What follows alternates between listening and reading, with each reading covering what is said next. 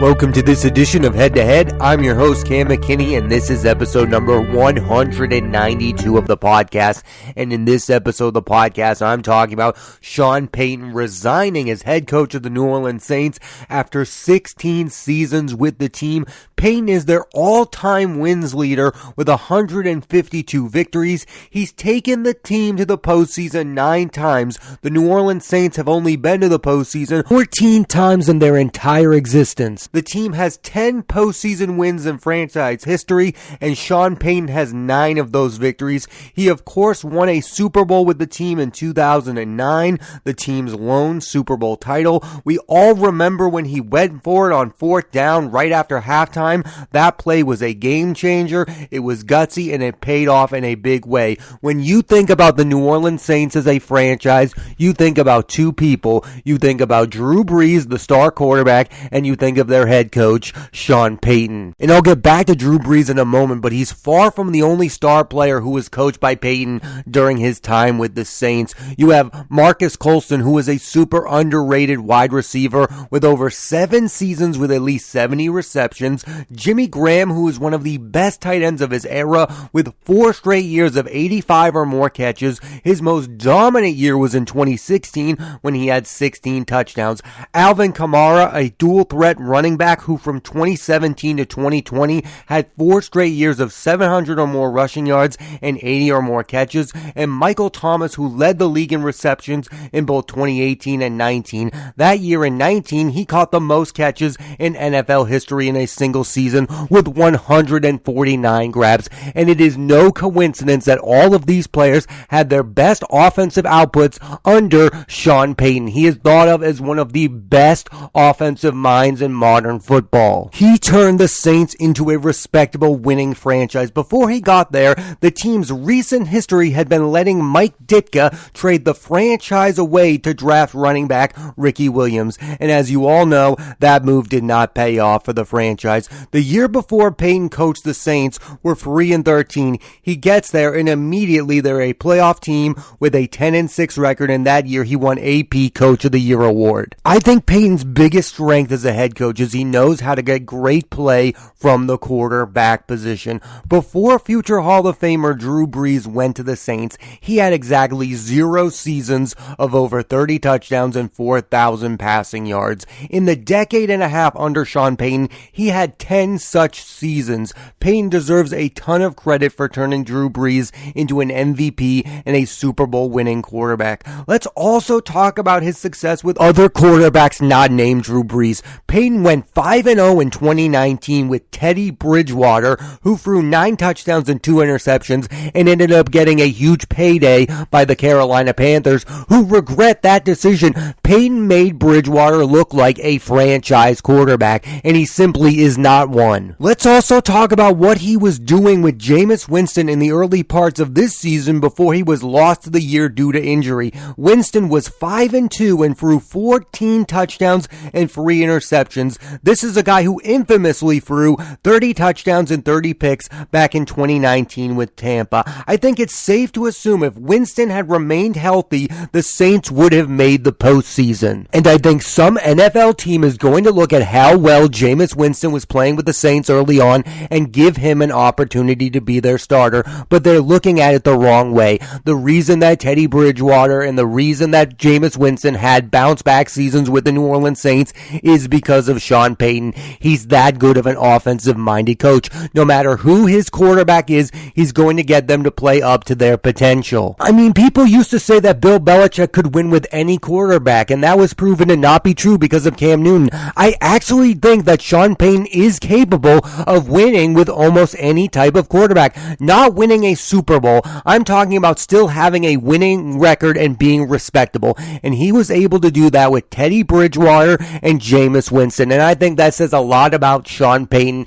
as a head coach in the NFL, because a lot of people have not won with those players. Again, Bruce Arians can win a Super Bowl with Tom Brady, but then when he has Jameis Winston, Winston throws 30 touchdowns and 30 interceptions. That did not happen with Sean Payton. And Bridgewater looked really bad in Carolina. Yet Payton was able to have a record of 10-2 with those two players as his quarterback. Payton's tenure with the Saints has not always been rain rainbow and sunshine, though. The team went through Bountygate, which was orchestrated by defensive coordinator Greg Williams. Most notably, he put a bounty on Brett Favre during the 2010 NFC title game. For his part in the scandal, Payton was suspended the entire 2012 season. It's the longest suspension of an NFL head coach in NFL history. It's a scandal like Deflategate that in the moment was the biggest thing in the world. Everyone wanted to talk about Bountygate, but now it has largely been forgotten, and I don't think it really taints Payton's legacy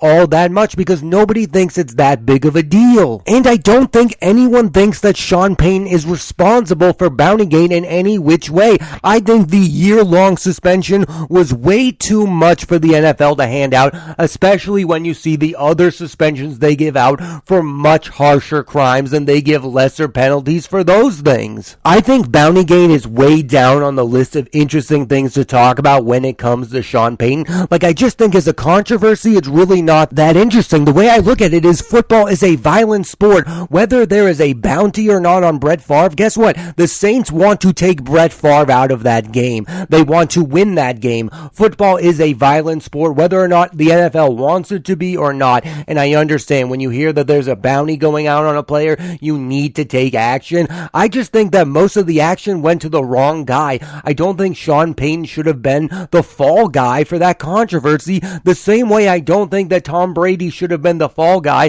for Deflategate. I think the NFL just had to make really loud statements because everyone was talking about those controversies. So because the public made those controversies a big deal, the NFL had to put the hammer down and suspend Payton for an entire NFL season, even though I don't think it was warranted. And then there was a 3-year period from 2014 to 2016 where the Saints team went 7-9 in all 3 seasons, and we all thought that maybe Drew Brees and Sean Payton were washed up. We thought, oh, this is the end of an era. They've already won their Super Bowl. They're going downhill. They can score a ton of points, but they don't play any defense. I think we all thought that the Saints were like a one-and-done type Super Bowl contending team. They won their Super Bowl. Now the dance is over. Sean Payton isn't going to last with the Saints. Drew Brees is at the end of his career long before he actually got to the end of his career. People forget about that. I mean, they went 7-9 in 3 straight seasons. That's mediocre. We all thought the end of both Sean Payton and Drew Brees with the Saints was near,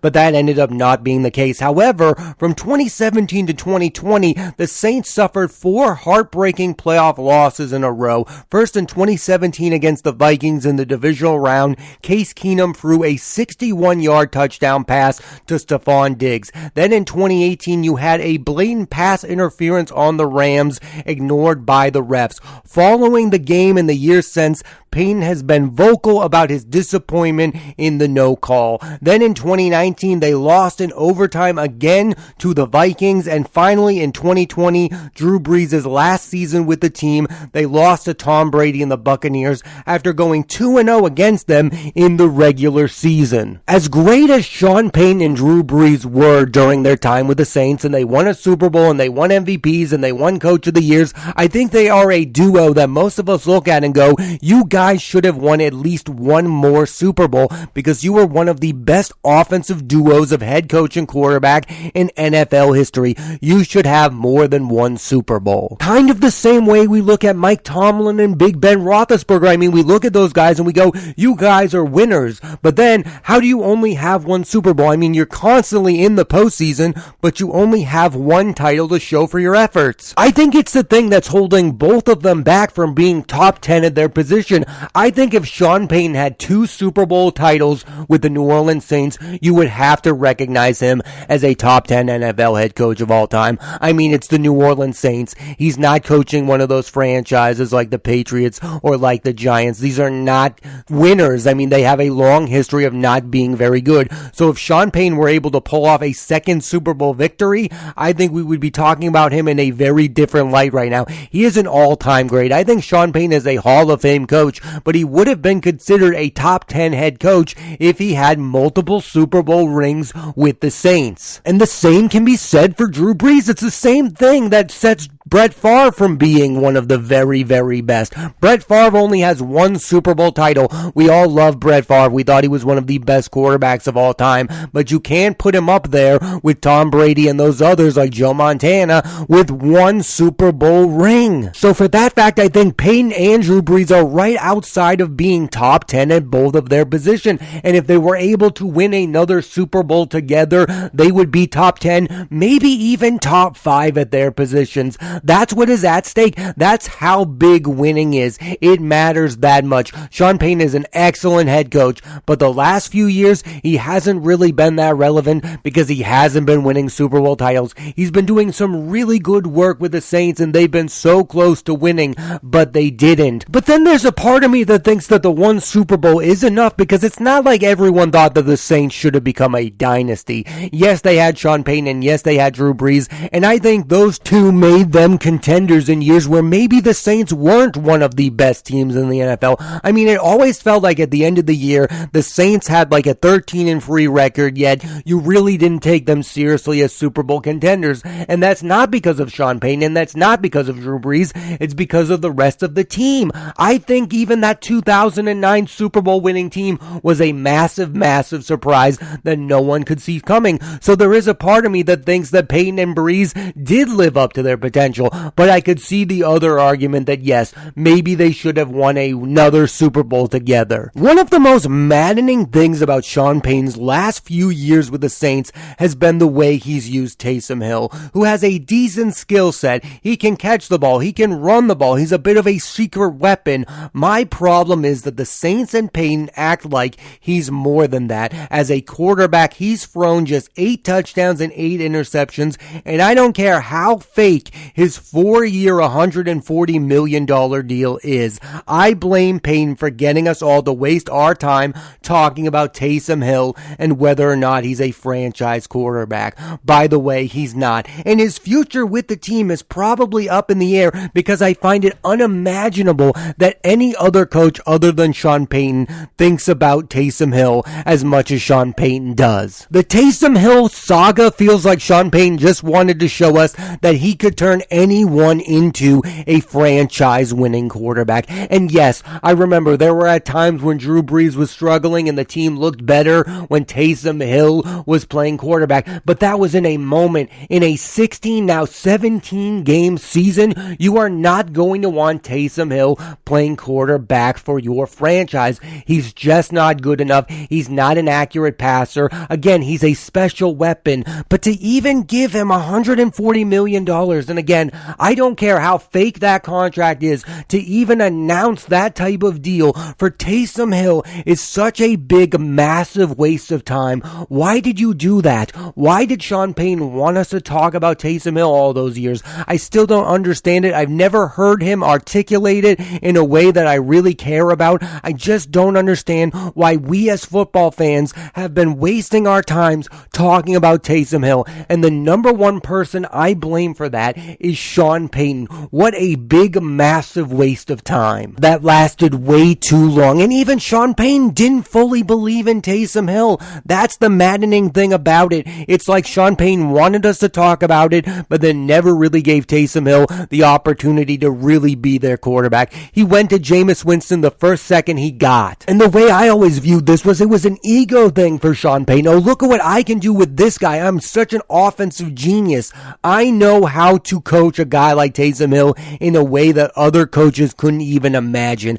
I get it. Maybe Sean Payton really does know something about Taysom Hill that we all don't know. But guess what? When it came down to show us, he never really did. The whole thing just seemed like a massive, massive waste of time. And I, for one, am really mad about Sean Payton making us talk about Taysom Hill and whether or not he's a franchise quarterback, because guess what? He's not, and he's never going to be. This is a massive loss for the Saints. Sean Payton made this team relevant. No, he's not Bill Belichick, but he's just as good as Jim Harbaugh or Mike Tomlin, and what those three have in common is they were steady and for a decade consistently brought their teams to the postseason. What the Saints need is a franchise quarterback, and without Sean Payton, there's really no selling point for one to come to them. They're probably going to have to draft one. Like, I would imagine veteran quarterbacks would want to play under hire Sean Payton. Like, Jimmy Garoppolo is going to be a free agent at some point. We all think that they're going to move on from Garoppolo